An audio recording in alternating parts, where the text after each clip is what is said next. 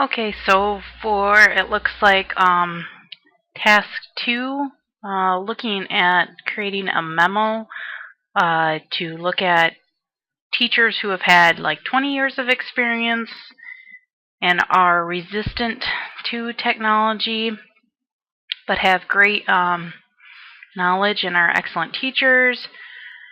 New teachers who are technology proficient and tend to use technology more for fun than for learning.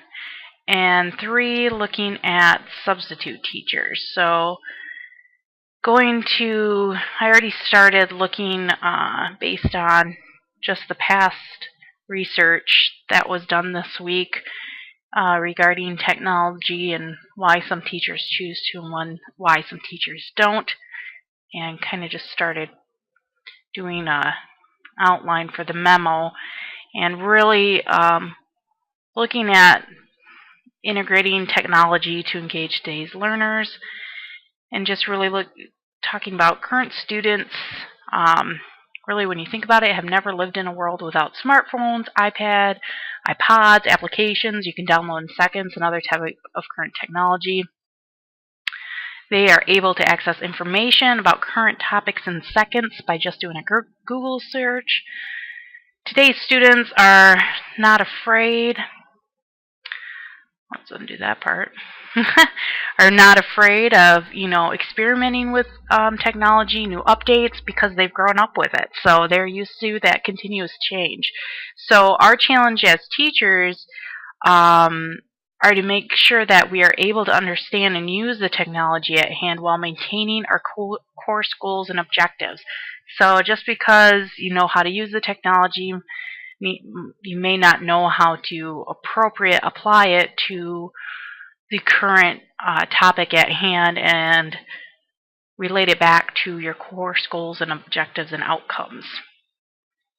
So in regards to looking at that first set of teachers, those tenured teachers who really have a great knowledge of their subject area but might be intimidated by those upgrades to technology and new technology that's been introduced, looking at some basic recommendations for helping those teachers feel more comfortable with using the technology and wanting to engage students and use it in their classroom.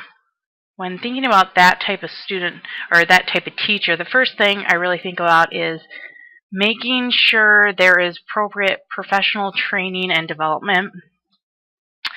I think teachers need to feel comfortable using the technology that they have access for by training and development, so they know how to use it, how it works, and can find out what other current teachers are experiencing and using it for too. I think, looking at workshops and other things, it's great to have that information presented to you, but it's also so important to hear from past teachers that have used that technology and what might be some of the hiccups or what they've used it for, or found the pros and cons to using it in their classroom, so you can talk to them as well, that using that technology to help you in your classroom. So I'd like to look to see if I can get more information about that development and training. So we're going to see professional development training for teachers and technology. So I'm sure there'll be different how to bring up teachers to speed with technology. See if there's some useful topics here that we can relay it to our memo.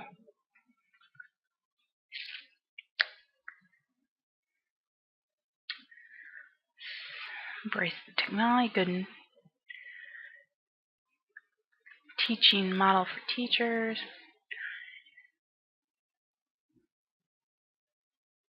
It's using the tools in the classroom. Sat and gathered dust. Yeah, we spend a lot of money on machines that sat and gathered dust, and that's true. I mean, if you're not using it, what a waste. I mean, so let's see. Sessions. So looks like they've worked together, and if they do have the IT department, that would be great to develop district-wide training model. It's broke up into 4 sessions. There's a long. They comprised of live lecture, question and answer sessions, online videos, homework assignments, and even tests that the teachers had to take before proceeding to the next step. I think that's another great thing, is if they're actually testing them on the technology they've used to make sure that they are fully understanding all the information. So that's a good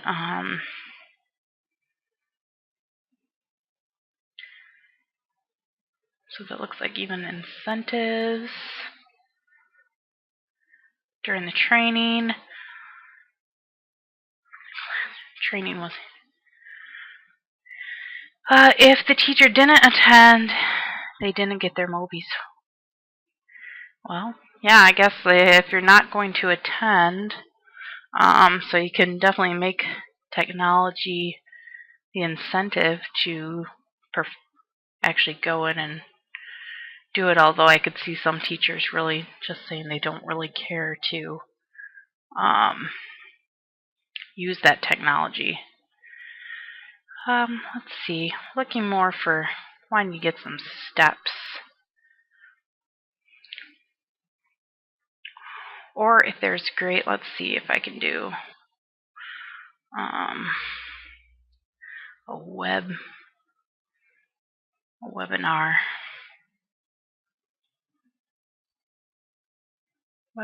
on for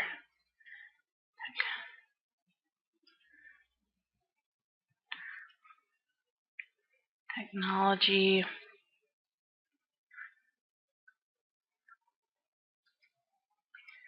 for teachers.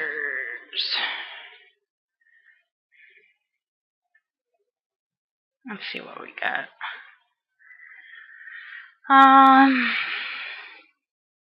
Past skills, training zone, online.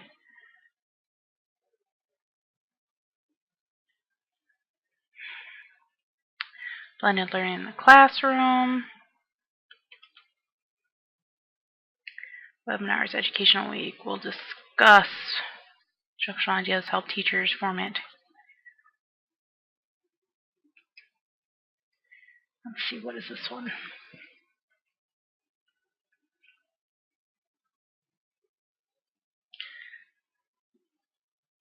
So this is great too. This is also just looking at these are different webinars that you can partake in, and sometimes what's great about webinars is, I mean, you pay for the one time and you can view, multiple people can view it, so it's not like having to pay an individual fee for someone to attend a conference. So let's see, all children. So just to looking at different, linking it, supporting school leadership, using data ability, system support,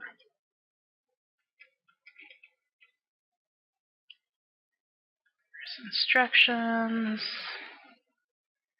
how much digital literacy do students need. So this kind of looks like a good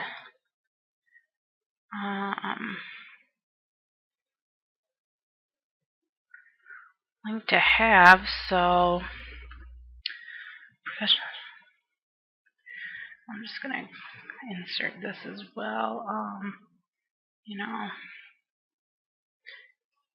What a part of this is, can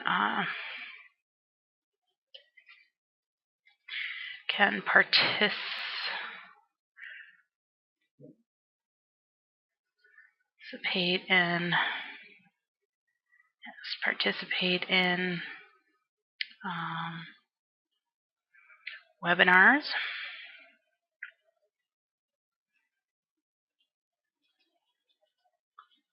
for additional training.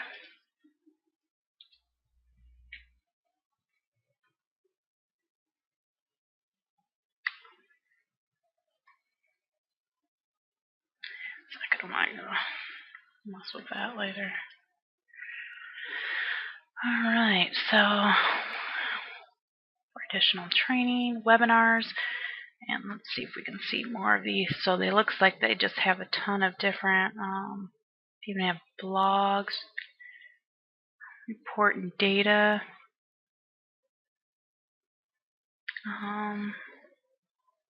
educational week session, technology counts, what's on their technology counts. 12.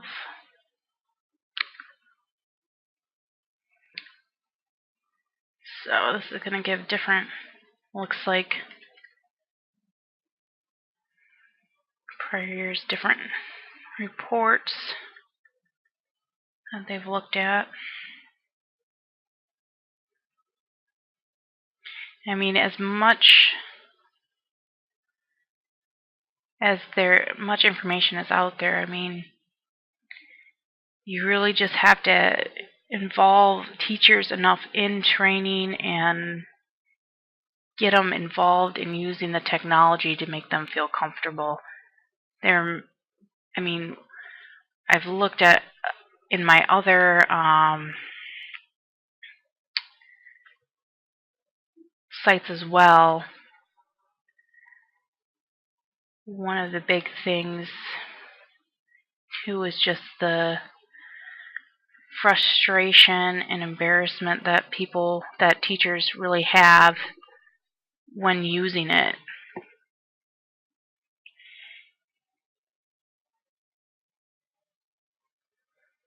So that's something you just want to make sure that you're giving those teachers the support that's out there,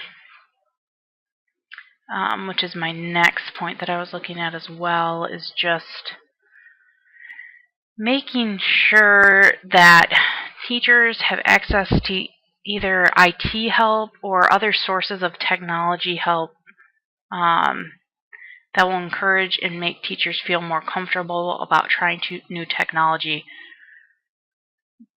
Really looking at also giving teachers steps to following when encountering a problem, allow them to troubleshoot and feel more comfortable when they receive an error message. This is just what we've encountered with faculty when they do encounter something and they don't know how to troubleshoot. They just shut down and don't want to use it ever again.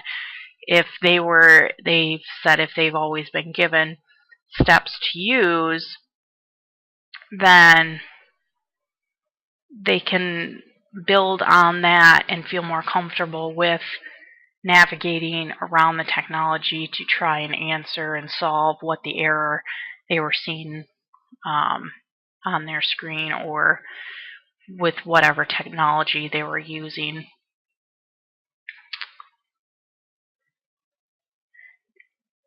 And it really just is trying to empower teachers to use that technology.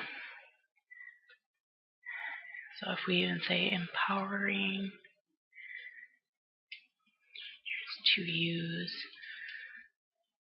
technology. Someday I'll actually spell technology right.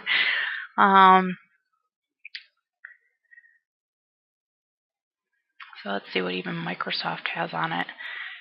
That's another good. I mean, just Microsoft alone has a lot of tutorials and steps that you can follow. I know in my own um, education and working with some of the Microsoft Office uh, products, really I find most helpful is me just typing in what I'm having issues with and going from there on what they're telling me to do. And it really just helps you, again, navigate around. So here is even professional development. You can even have, on Microsoft as well. So I'm even going to bring this link over and put it with this top up here as well. And create some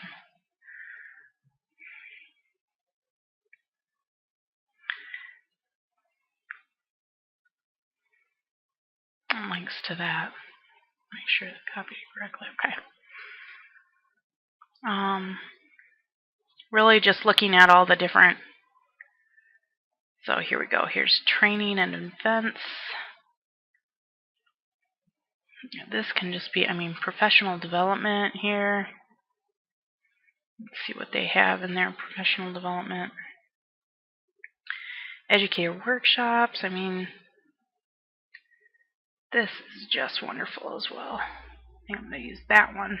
They still get us right to what we're looking for in regards to professional development.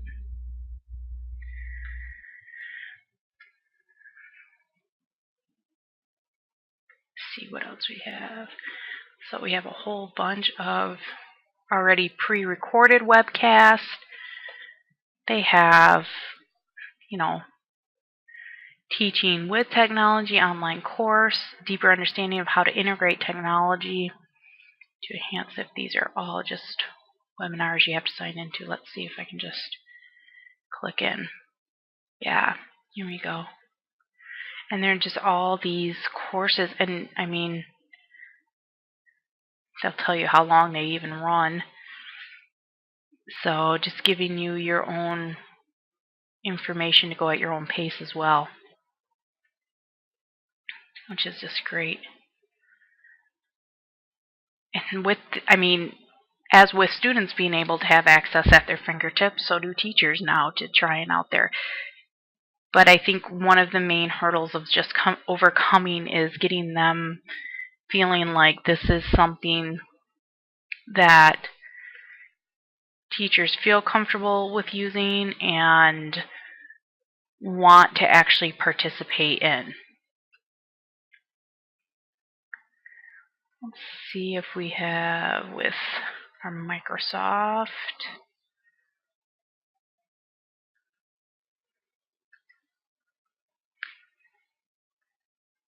Troubleshooting. They just have the daily blog even of all the stuff that's going on. They just have a lot of resources to try and help. And even if it's not maybe perhaps with Microsoft, if it was another program that you were introducing, nowadays, most softwares do have this ability to go out there and they'll have tutorials and online, either webinars or recorded webinars that people can watch at their own pace, at their own time, and kind of go over that software at their own pace. So, educators, just a whole bunch of teacher resources even.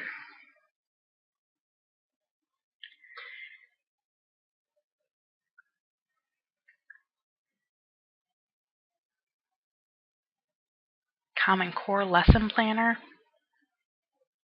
free classroom templates,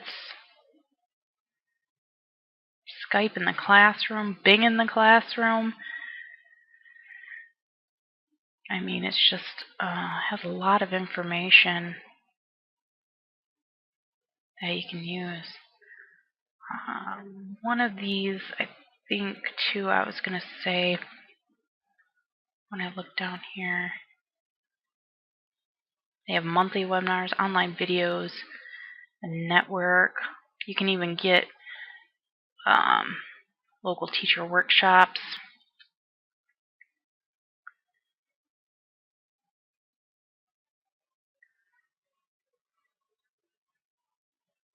I went back to this one link here. I think they had something on here too that I was interested with in regards to the next teaching with technology.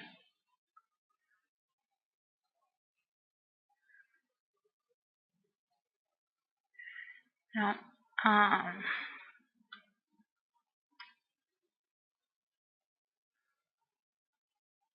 not really the same kind of thing. I was looking to see if they had something. I thought they had on here when I saw it in regards to linking academics with technology.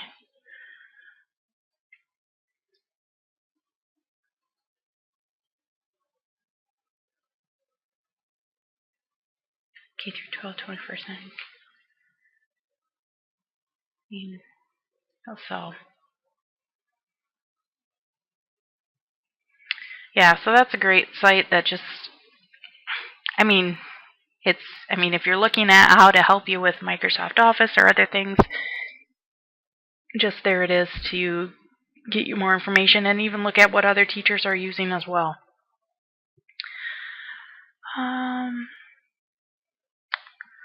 Let's see if we look at troubleshooting,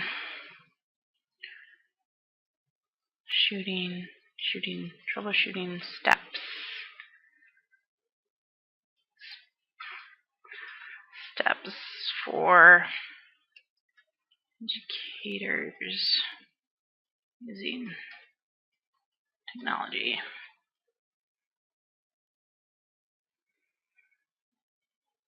Let's see. And it says like, oh, there's even on that other site too that we had earlier.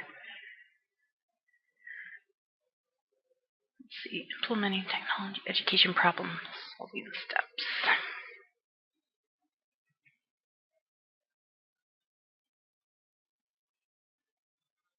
Problem solving process.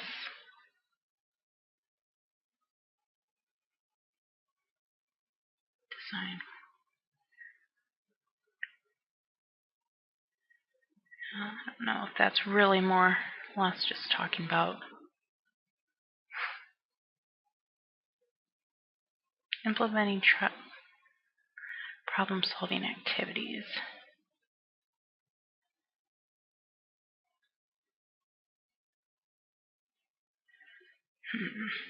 Now, let's see what else we can have out there.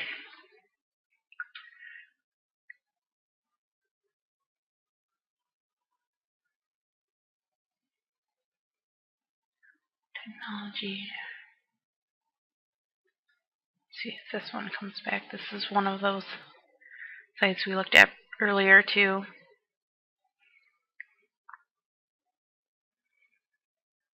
They give kind of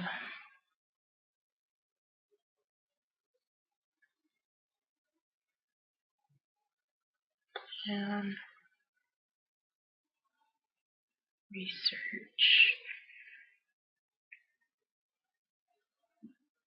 One-to-one institution.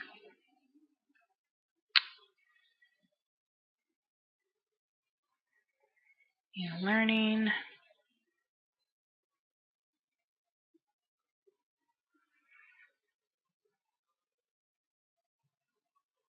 I don't think those are what.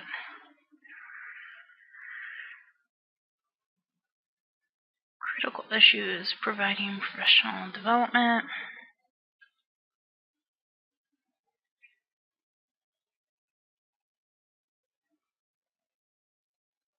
And again, I mean, a lot of these just come back to professional development becomes the key issue in using technology to improve the quality of learning in classrooms. That is really, I mean, getting over that hurdle of not understanding or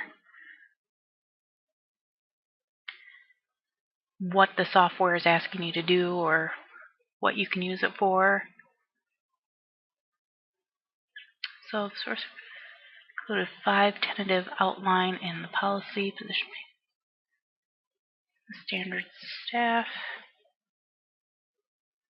Let's see what this is.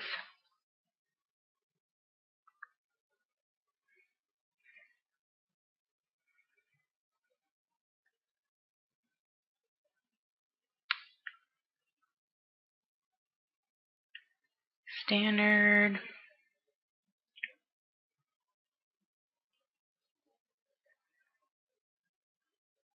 Meet the learning of their students.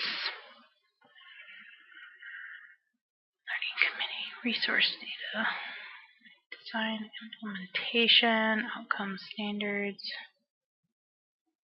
facilitator guide, standard list.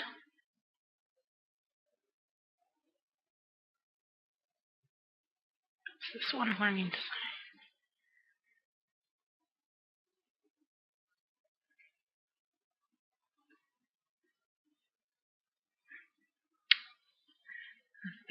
SAM, just more about different standards. This is another one I was going to say. Coaching teachers at different skill levels. Darn. Not found. Don't tell me that's because there's not a way. No, there's a way. This is using technology. Oh, another one. Another bummer. When links do not work. Engage. Students who engage in the learning process. Engage in the heuristics.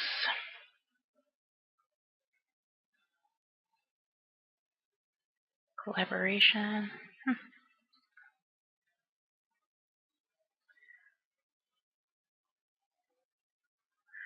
So core technology capabilities and skills. So what is this?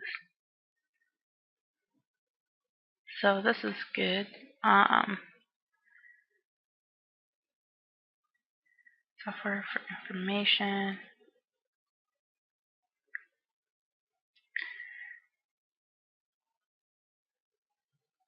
Core technology.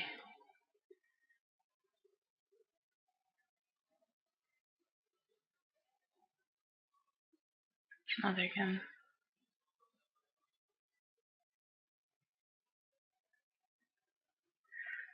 Include that too in part of this.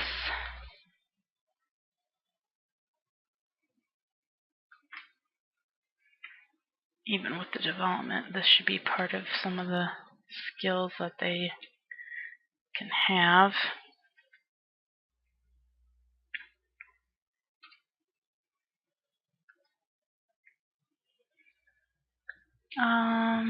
Recommend a alt.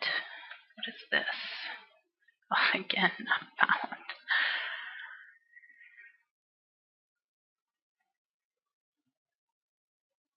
Seven dimensions for gating technology.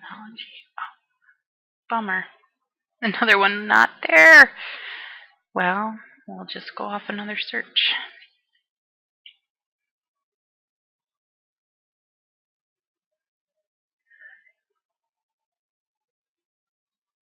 So if technology is to be used to produce improvements in students' achievement, they must see a direct link between technology and the curriculum for which they are responsible.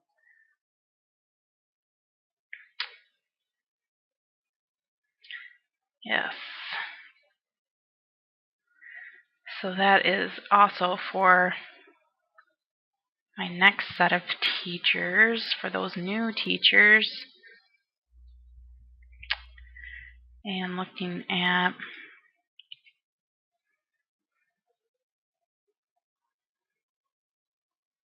Yeah, professional development for technology use should demonstrate projects in specific curriculum areas, help teachers integrate technology into the content.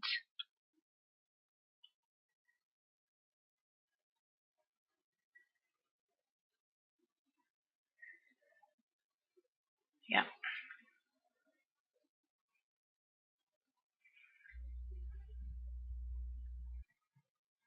I'm going to put this down here so I don't forget it.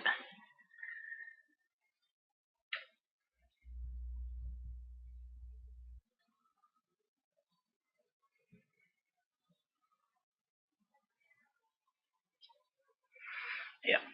So yeah, that I mean,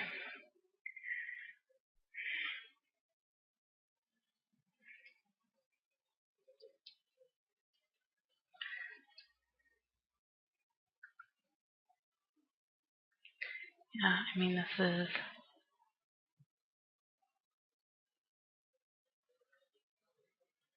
so true because if they don't know, then one of the things is they're not going to be under. I mean, great if you have full understanding of the technology, but it's not going to really help you. So let's move on to this one then, since we've kind of jumped into it. Current new teachers, most of the teachers now coming out of college, these are those generations that have had technology pretty much all their life, are comfortable with navigating, and are not afraid of what I call like pushing buttons and seeing what happens. They've lived with cell phones pretty much their whole life, and they will go out there and, you know, mess around with new technology without being afraid of breaking it, as maybe a tenure teacher may have a little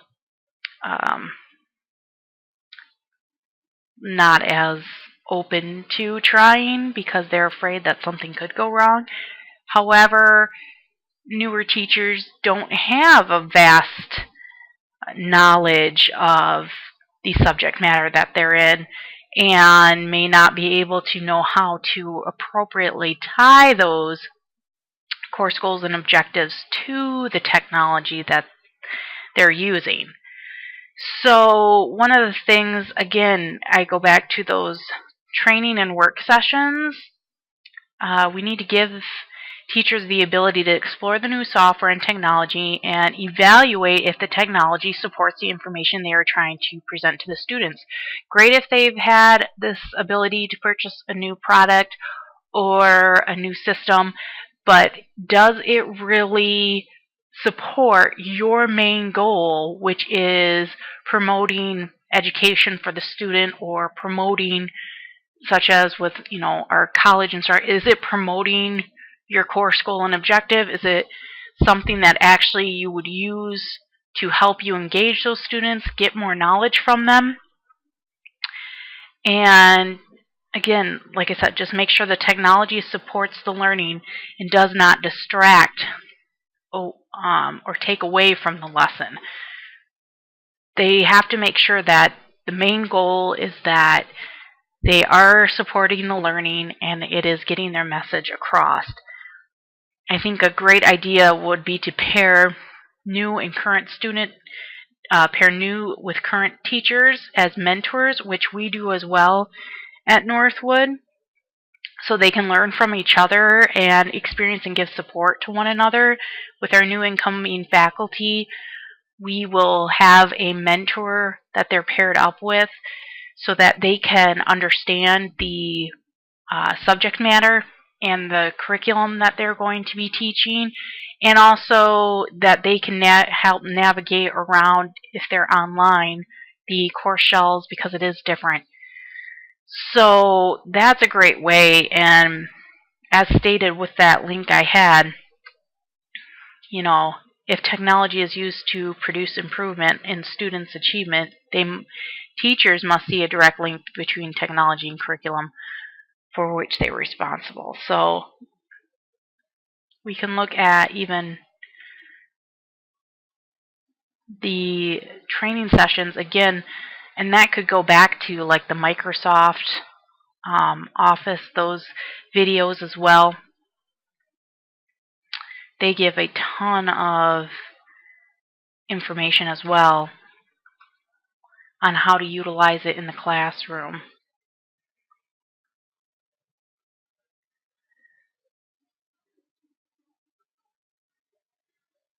Training and events. And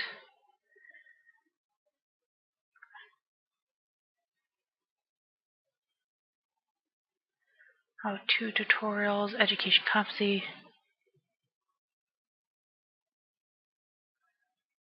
Microsoft Classroom.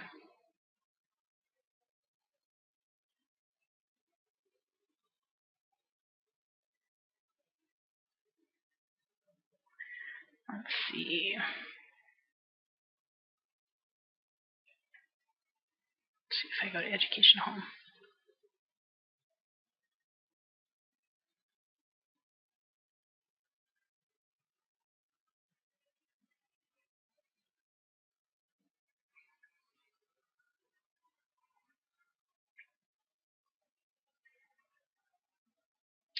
Well, this is talking about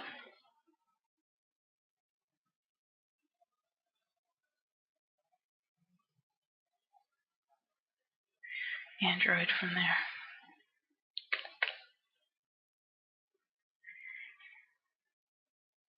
What is this one? K through 12. Here should make a difference.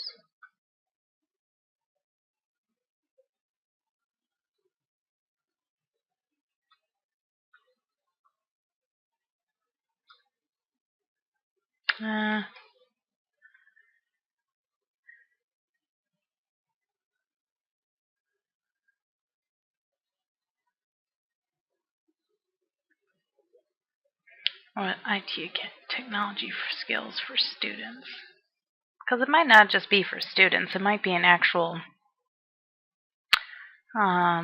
information that can really evaluate your students.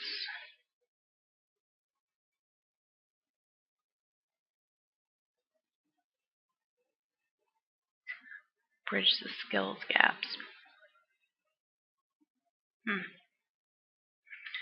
Just more webinars that you can attend to and do. Let's see if we go.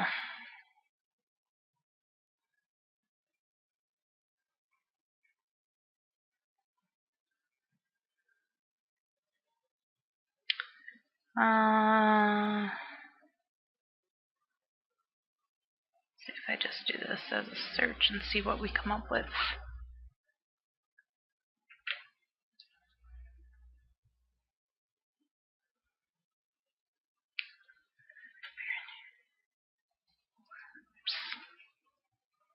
For technology.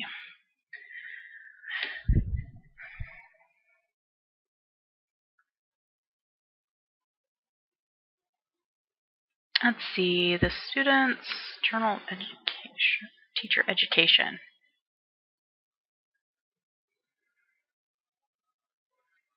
Can I get to it or? No. It's gonna let me. Yep, subscription. Not gonna allow me to get in.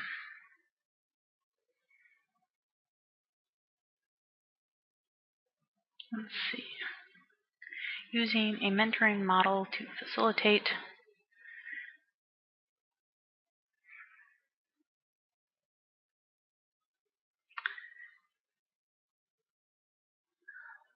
Web 2.0.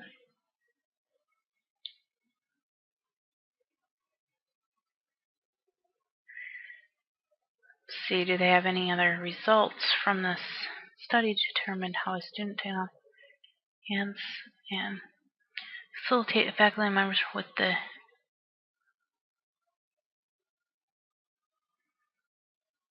that student movement through the process.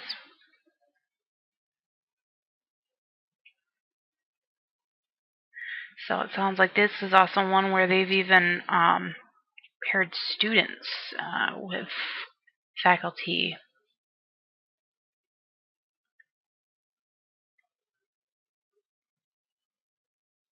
So yeah, so this is even talking about how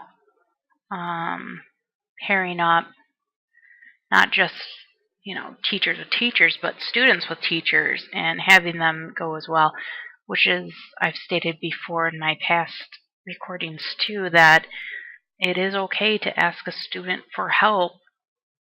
They may know what needs to be done in order to get the product working, or if something has gone wrong, what troubleshooting steps need to be done. So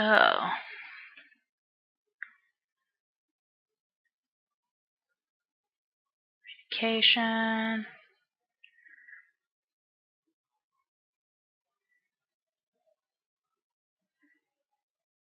So yeah, to faculty for technology integration through student mentors is a unique approach to professional. Findings of this study confirm that new mentoring was successful in helping faculty members integrate technology into the classroom. I mean, that is just great. I'm gonna excuse me, copy this as well. So we can also put that, just not even that, but looking at this as well is a great way to help students feel a part and empower students too. It's kind of a win-win as long as faculty members don't feel challenged or demeaned by having a student help them. It would also probably, obviously, I mean, although I'm saying like I said before, my 6-year-old, if there's something goes wrong with the TV, is better able to troubleshoot than excuse me, than grandma trying to figure out how to get the TV working. But it might depend on the actual age of the student in relation to the faculty member too, of how comfortable one feels with asking students for help. But it is a great way to empower both.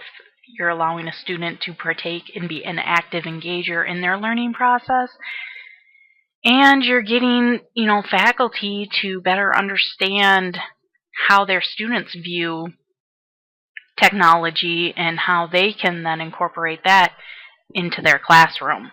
So, in my view, it would be a win-win, but I could see some getting used to that idea. Let's see, what else that was pretty interesting. Had a lot of stuff. The faculty member was motivated to learn more because the goal was well customized and organized. So the mentoring pair was able to fully experience each stage to make sure whether the new tool fulfilled the instructional needs. So not only are you seeing it from the faculty or teacher perspective to see, well, in my mind it's fulfilling it, but they also get a chance to see it from the student's perspective, if it's making sense to the student to use this technology as well. I'm going to put that here. So to use mentors and see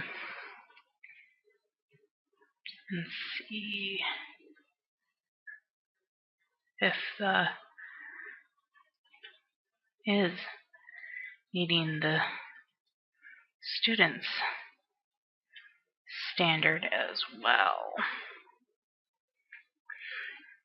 That's a great thing too. I mean, a faculty member could have a totally different viewpoint, and that's why it looks good on paper, but when you actually implement it into the class and find out, wow, that is not how I thought it would go, or that is not how I had it planned out. So That's a good point too, is just knowing that you can see it through the student's eyes as well.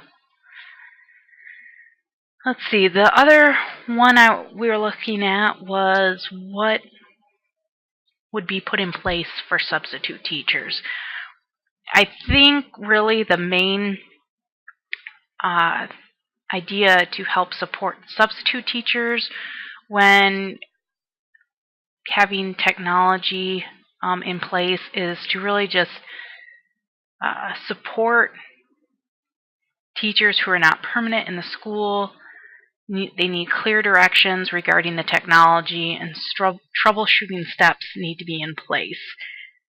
Since they haven't perhaps used the same, technology in yesterday's class where they might have been yesterday teaching, having a nice outline to follow into even just how to log on. I mean, how many different schools might just have a different way to even log on to someplace, or for students even to get their access for the information.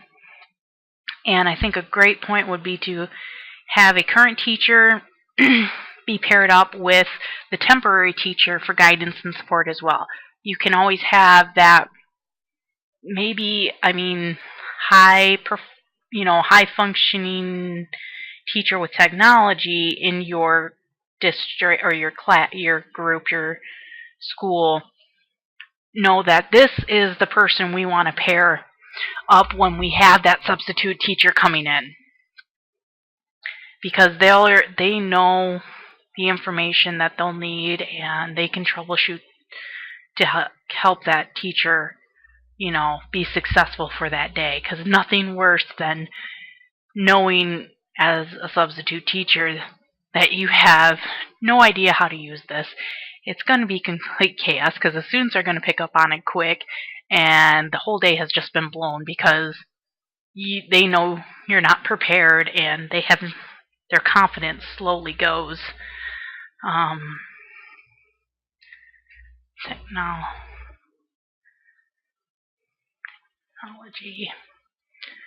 plan. Let's see.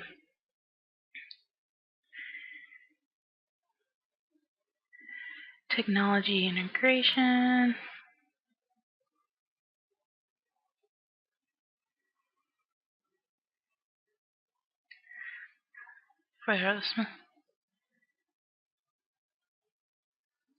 Technology maintenance requests.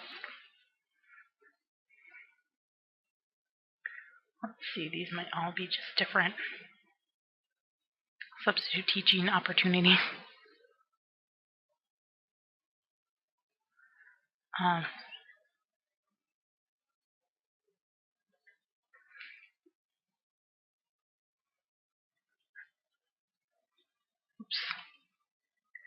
Integrating.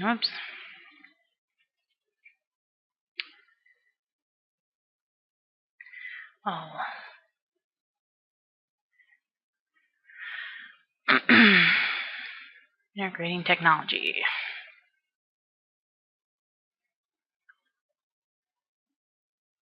Integrating tech. What is this?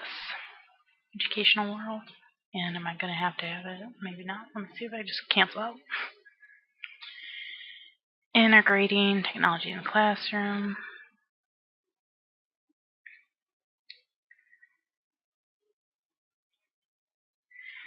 Say priority is not a mandate in most schools.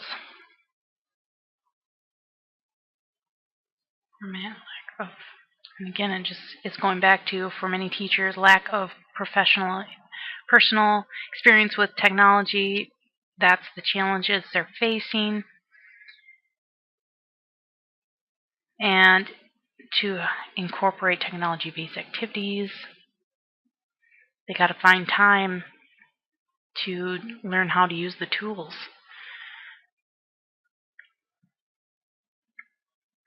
So let's see, it's going to give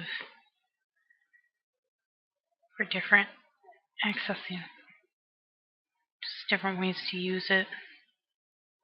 Introducing the word day. And kind of going back to my intro on there too about students just, being part of this every day, but also with my experience of trying to, you have these teachers, the tenure teachers who might be resistant to it, but in today's society, it is just everywhere. On the news program the other day I was watching, it was talking about how nowadays you can't even really fill out a job application without having internet and knowing how to navigate in that just a job application.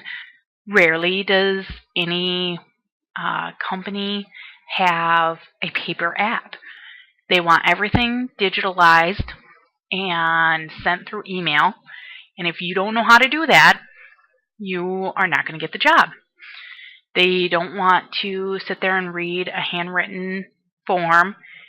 Most of the time, those job applications are already timing how long it took you to answer questions, what did you answer appropriately, and already figuring out on the application alone in that software where you're fitting into their realm of people to even look to qualify if they want to even interview you. Some of that software already does that work for the manager or whoever's hiring. That's already done by that program. So if you don't know how, if you don't have internet, if they don't have internet access or know how to fill out the job app, it's just another way our world is just surrounded by technology, and we just have to get on board to help support these students and get them using this technology appropriately and knowing how to use it correctly. So it's not going to go away. It's just going to get more and more technology with quicker and quicker updates.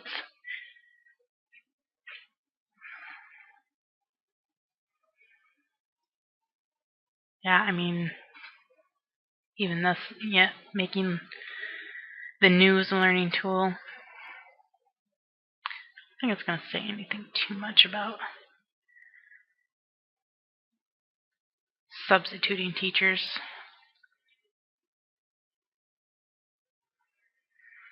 It's got different technology. See, there's a beginner's guide.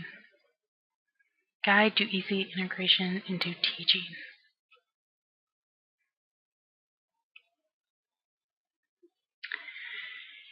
First step in determining how to integrate technology into your curriculum. Take a quick assessment of where you are in terms of technology. So student skills and attitudes, teacher skills and access, and resources. Those are all important things to look at as well. Set goals. That's good. Yeah. And I think that's important. This is an important thing is to start small, especially with teachers who may be reluctant to go into technology. You start too big, they're just going to get overwhelmed and shut down. So that is definitely a good point. So even that.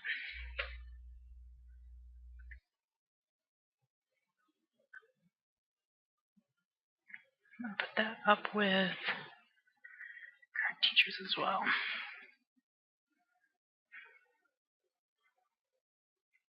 Easy steps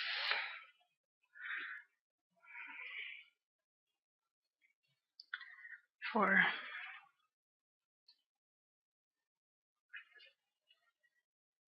integrating technology.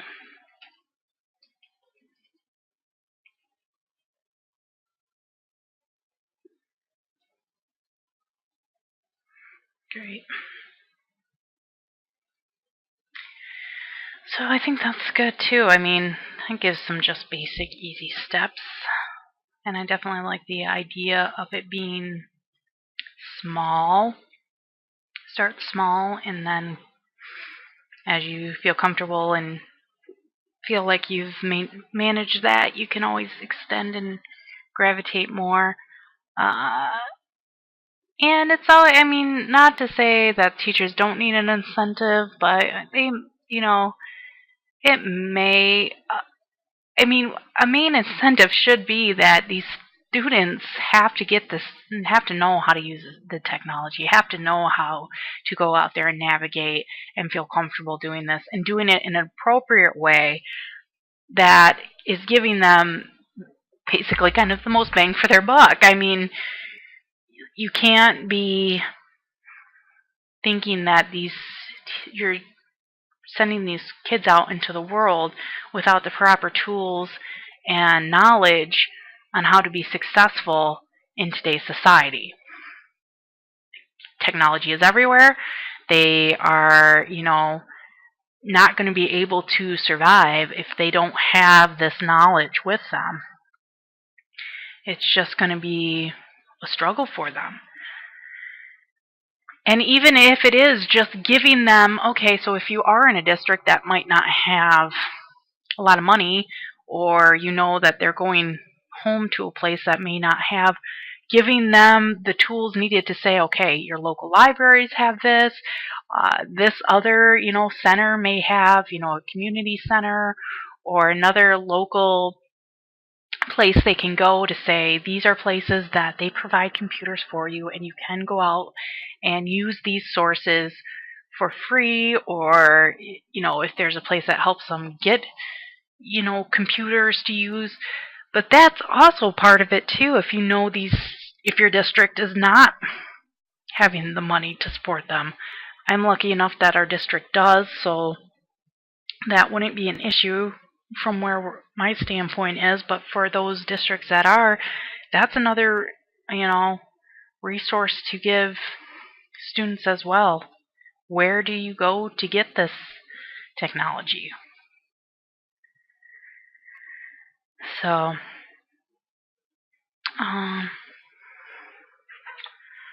and again,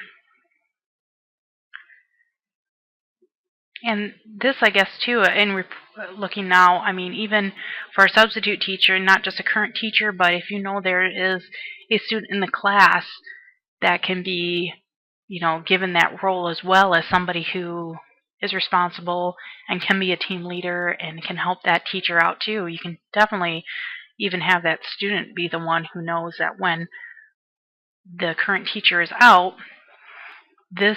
you are the one to help them and guide them and empower them to be an active engager in their learning. So that's just a ton of information that can be out there and used. It's just whether or not, I think the biggest challenge in looking at all these three scenarios is really your tenured teachers are going to be the ones who are most reluctant, and the best way to get them on board is just to provide them with support and training and give them the appropriate information needed so they don't feel like they're just out there on an island by themselves not knowing how to use the software. That would be the main complaint we've seen in our department for our faculty, is just not being able to have enough support out there to guide them and get them to feeling successful and wanting to use that again. So I'll continue. I'll just go into my Word document here and freshen it up a bit with some of this information I currently found now, and the memo will be ready. So thank you.